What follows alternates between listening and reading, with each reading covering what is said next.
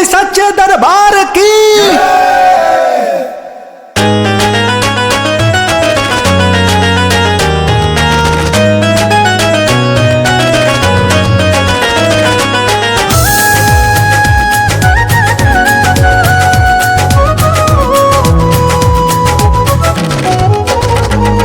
मैरिया कवने नगरिया में गईलू नजरिया रहिया जोहत बा।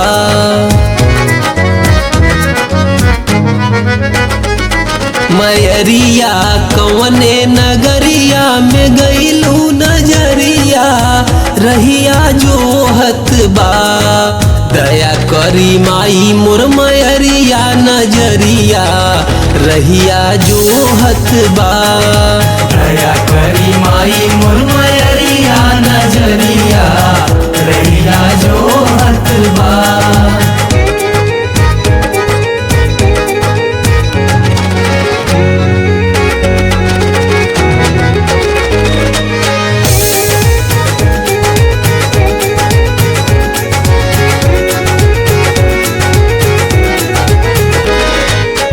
सुबह शाम करी माई तोहरी पूजनिया हम रही जागल माई सोए सारी दुनिया।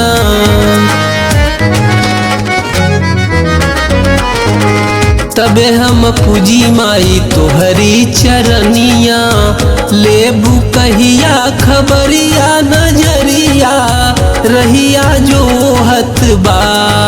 दया करी माई मोर मैरिया नजरिया रहिया जोहत बा। दया करी माई मोर मैरिया नजरिया रहिया जोहत बा।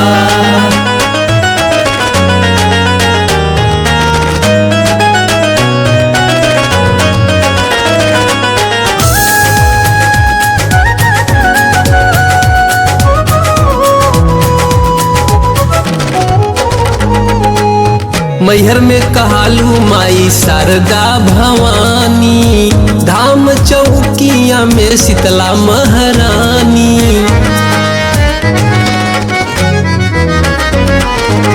घनश्याम गावे अवधेश लिखे भजनिया लेबू कहिया खबरिया नजरिया रहिया जोहत बा। दया करी माई मोर मैरिया नजरिया रहिया जोहत बा।